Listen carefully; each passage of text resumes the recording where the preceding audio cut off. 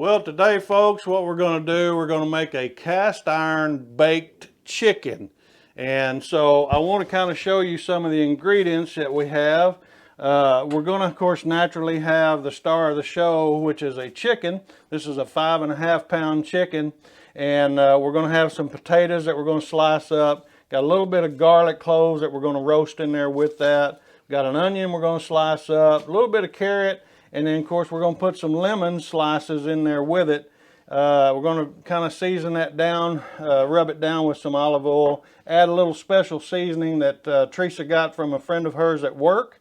So we're going to put that special chicken seasoning on that, add a little salt and pepper too, and then we're going to place a little bit of parsley flakes on top of that.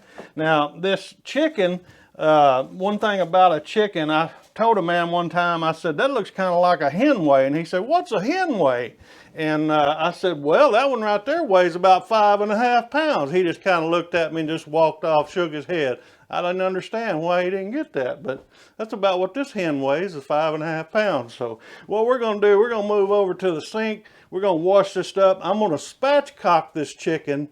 If you've never seen a spatchcock chicken, I'll leave a link to the video where we did a spatchcock chicken up here in the iCard and down in the description box. So let's move over to the sink. We'll get started, and we're going to make a cast iron baked chicken today. Okay, well, we're over here at the sink, folks, and what we're going to do, you know, Teresa didn't like my joke about the hen weigh. I thought that was pretty funny, didn't you? I mean, that hen weighs about 5.5 pounds right there. But anyway, what we're going to do, we're going to get this out of the bag, wash and clean it up, make sure there's not any excess feathers or anything like that, and get it spatchcocked. Now, you want to keep the backbone because it makes good broth if you're cooking down some of your bones to make broth. But you also will just want to keep it in case somebody says you don't ever have a backbone. That way you can always go to the freezer and pull it out and say, yeah, I do. I've got one right here in the bag. So that's why you always want to keep your backbone out of your chicken.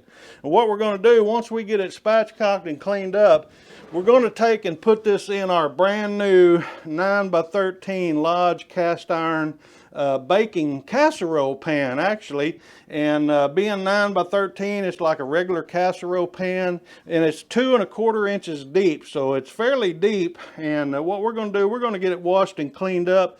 But you know, what I like about this, number one, it's cast iron. Number two, it's got dual handles on it where you're able to easily place that in and out of the oven. But also, you know, if you make anything of any type of casserole in any other type of dish, you can make it in a cast iron casserole pan. So what we're going to do, we're going to get it washed and cleaned up, get this chicken spatchcocked. We'll come back and put everything in here, and we'll show you what all this looks like here shortly. Okay, well, we've got our spatchcocked chicken cut up, backbone cut out of it. We've got our vegetables washed and cleaned up and sliced. I actually got some garlic in here, whole bulbs of garlic. Placed a little bit of olive oil on it and put a little salt and pepper on it. We're going to roast some garlic in with the lemon, the potatoes, and the carrots and onions, and the chicken naturally. And we've got our oven preheated at 400 degrees.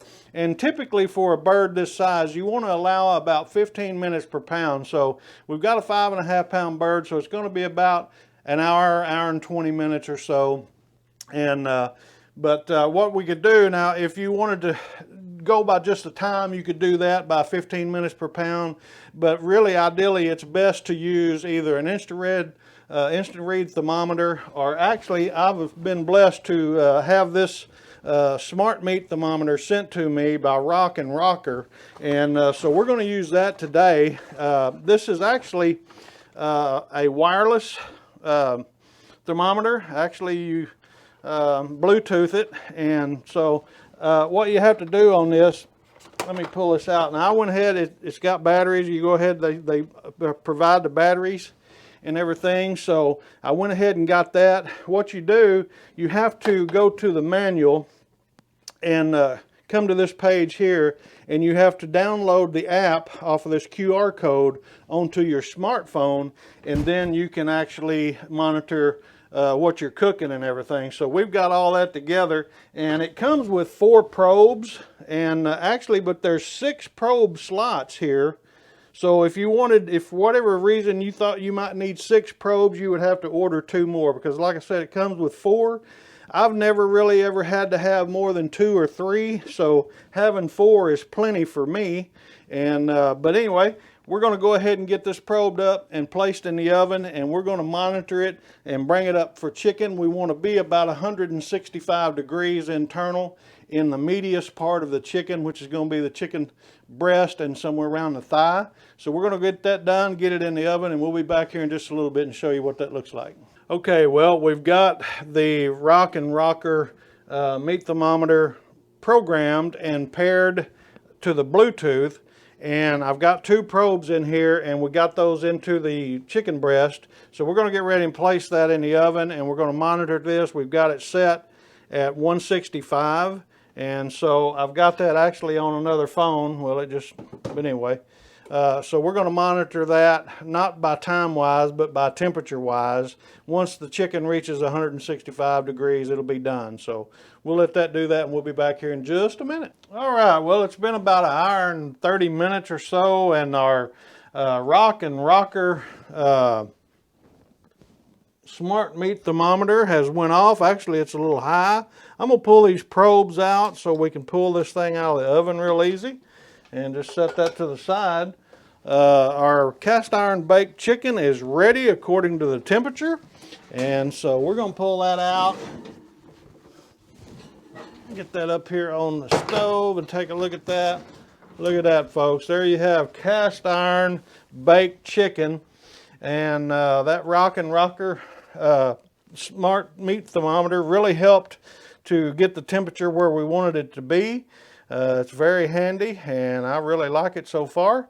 And also, I love this cast iron casserole dish that we got. If you like baking food in the oven, these work perfect. And so we're going to get ready and give this a shot, give it a bite. And we appreciate you guys taking the time to watch this. We're going to leave some links down in the description box for you if you'd like to pick these products up. And we'll be talking to you again soon. You guys have a great day. It's Mike and Mrs. Cast Iron over here. We'll see you. Bye-bye.